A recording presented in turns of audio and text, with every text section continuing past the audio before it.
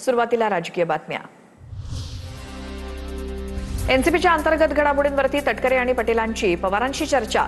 पटेल तटकरेंचं पवारांनी फक्त ऐकून घेतल्याची सूत्रांची माहिती। 12 मे रोजी सिल्वर ओकवर पवारांची भेट घेतल्याची माहिती। शरद पवार कुटुंब प्रमुख म्हणून भूमिका बजावू शकतात, एनसीपीत सूर, सूत्रांची माहिती। राष्ट्रवादीतील बड्या नेत्याकडनं पवारांकडे पार्थ पवारांची तक्रार, सूत्रांची टीव्ही9 मराठीला माहिती। अजितदादांच्या राष्ट्रवादीमधला अंतर्गत संघर्ष आता पवारांच्या कोर्टात। पवारांनी कुटुंब प्रमुख म्हणून पार्थ पवारांना समज द्यावी, बड्या नेत्याची मागणी, सूत्रांची माहिती।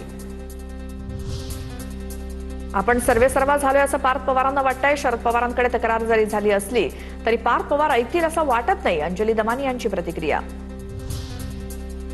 अजित पवारांच्या राष्ट्रवादीचे राष्ट्रीय प्रवक्ते बृजमोहन श्रीवास्तव यांना समज दिल्याची सूत्रांची माहिती। श्रीवास्तव यांना नव्या राष्ट्रीय कार्यकारिणीतनं वगळलं। कार्यकारिणीतून वगळल्यानंतर श्रीवास्तव यांचे पवार कुटुंबावर आरोप। श्रीवास्तव हे पटेल तटकरेंचे निकटवर्तीय।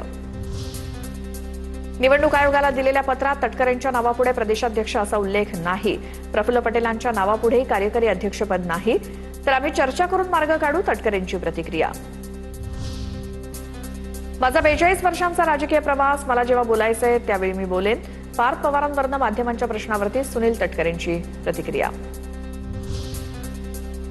उपमुख्यमंत्री सुनेत्रा पवारांच्या उपस्थितीत एनसीपीच्या नेत्यांची पुढच्या आठवड्यात बैठक। राष्ट्रवादीतल्या कथित अंतर्गत कलहावरती चर्चा होणार। सुनेत्रा पवार राष्ट्रवादीतल्या नेत्यांशी चर्चा करणार। जातपात धर्म धरून कधीच राजकारण केलेलं नाही, एखाद्याबद्दलची चुकीची भावना तात्पुरती असते। धनंजय मुंडेंचं वक्तव्य, खरं काय ते लोकांना कळतंच म्हणून मी शांत, धनंजय मुंडेंची प्रतिक्रिया। शिवसेना पक्ष आणि धनुष्यबाण चिन्हाबाबत सर्वोच्च न्यायालयात 30 जुलैला सुनावणी होणार। शिवसेनेचं प्रकरण काल सुनावणीसाठी कार्यतालिकेत सूचीबद्ध होतं, मात्र वेळेअभावी सुनावणी होऊ शकली नाही। न्यायालयानं पुढची तारीख निश्चित केली। आता टॉप 9 मोठ्या बातम्या बघणार आहोत। पुण्यातील मुंढवा जमीन गैरव्यवहार प्रकरणामध्ये दिग्विजय पाटील विरोधात चार्जशीट दाखल। शासकीय जमीन परस्पर खरेदी केल्याचा आरोप। पहिल्या चार्जशीटमध्ये दिग्विजय पाटीलचं नाव नव्हतं। अमेडिया कंपनीचे दिग्विजय पाटील यांच्यावर पुरवणी दोषारोपपत्र। ही कारवाई केवळ टोकन कारवाई वाटते। अमेडिया कंपनीत दिग्विजय पाटील 1% तर पार्थ पवार 99% भागीदार।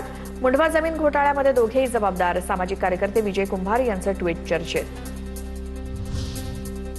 आंदोलन केल्याशिवाय आम्हाला पर्याय नाही, मनोज जरांगेंचा पुन्हा एल्गार। जी तारीख घोषित केली त्या दिवशीच आंदोलन होईल।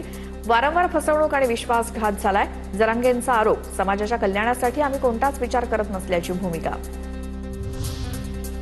जेलमध्ये असूनही भोंदूखराची कमाई सुरूच। नाशिकच्या रिंग रोड प्रकल्पाच्या भूसंपादनातनं भोंदूखरातला 3 कोटी रुपये मिळणार। गवळणे परिसरात भोंदूखरात आणि त्याच्या पत्नीला भूसंपादनाचा मोबदला मिळणार। रुपाली चाकणकरांच्या गुवाहाटी दौऱ्यावरनं दमानियांकडनं संशय व्यक्त। 28 ऑगस्ट 2021च्या दौऱ्यात किती लोक होते, पोलिसांनी तपास करावा, दमानियांची मागणी। सरकारला प्रश्न विचारणं सरन्यायाधीशांना चुकीचं वाटतंय का, सामाजिक कार्यकर्ते अंजली दमानी यांचा सवाल। झुरळाच्या वक्तव्यावरनं सरन्यायाधीशांनी माफी मागावी, सामाजिक कार्यकर्ते अंजली दमानी यांची मागणी। शेतकऱ्यांच्या विविध मागण्यांसाठी राज्य सरकारकडे निधी कमी, मात्र मागणी नसताना राज्य शासन अनावश्यक प्रकल्पाचं काम करतात। राज्य सरकारच्या धोरणावरती जयंत पाटलांकडनं संताप व्यक्त। शरद पवारांचा बारामतीत शेती पाहणी दौरा। शरद पवारांकडनं AI तंत्रज्ञानावरती आधारित ऊसाची पाहणी। बारामतीत शरद पवारांकडनं ऊसाच्या शेतीची पाहणी। रोहित पवार राज्याचे पोलीस महासंचालक सदानंद दातेंची भेट घेणार। राज्यभरातील महिला आणि मुलींच्या अत्याचारासंदर्भात भेट। भडगाव पालघरमधील पीडित कुटुंबासोबत रोहित पवार दातेंची भेट घेणार। आता टॉप 9 महत्वाच्या बातम्या बघूयात। साध्वी प्रज्ञा ठाकूर यांच्यावरती आरोप होते, त्या जेलमध्ये गेल्या। भाजपनं त्यांना उमेदवारी देत खासदार केलं। TCS प्रकरणात आरोप सिद्ध न होताच घर का पाडण्यात आलं। इस्लाम पक्षाचे अध्यक्ष आसिफ शेख यांचा सरकारला थेट सवाल। नीट पेपरफुटी प्रकरणी सीबीआयकडनं शुभम खैरनारच्या संपर्कातील लोकांची चौकशी। पेपरफुटी प्रक्रियेत टेलिग्रामचा सर्वाधिक वापर झाल्याचं उघड। टेलिग्रामवरती मोठ्या फाईल्स सहज पाठवता येत असल्यामुळे वापर। अहिल्यानगरच्या धनंजय लोखंडेसोबत शुभमचं कनेक्शन। नीट पेपरफुटी प्रकरणाचा मास्टरमाइंड सीबीआयच्या ताब्यात। लातूरमध्ये सीबीआयचा तपास आणखी सुरूच। पीव्ही कुलकर्णी एनटीए साठी पेपर सेट करायचं काम करायचा. त्यानं नंतर पेपर फोडला, तपासातनं समोर. नीट परीक्षा रद्द झाल्यामुळे 3 विद्यार्थ्यांनी टोकाचं पाऊल उचललं. नैराश्याच्या भरात 3 विद्यार्थ्यांच्या आत्महत्या. दिल्ली, राजस्थान आणि गोव्यामध्ये विद्यार्थ्यांनी आत्महत्या केल्याची माहिती समोर. बीड भूसंपादन घोटाळा प्रकरणी तत्कालीन जिल्हाधिकारी अविनाश पाठक यांना 14 दिवसांची न्यायालयीन कोठडी. 7 दिवसांची पोलीस कोठडी संपल्यानंतर त्यांची जिल्हा कारागृहात रवानगी केली. राज्याच्या रेती वाळू धोरणामध्ये बदल. वाळू खात्यातील एकूण वाळू साठ्याच्या 10% वाळू ईडब्ल्यूएस घरकुलांसाठी देणार. महसूल मंत्री बावनकुळेंचा निर्णय. याआधी उत्खननातील 10% वाळू देण्याचा निर्णय होता. वैश्विक ओळखपत्र काढण्यासाठी 30 सप्टेंबरपर्यंत मुदतवाढ. दिव्यांग बांधवांना फडणवीस सरकारचा दिलासा. सप्टेंबरपर्यंत दिव्यांगांचं अनुदान सुरू ठेवण्याचे मंत्री अतुल सावेंचे निर्देश.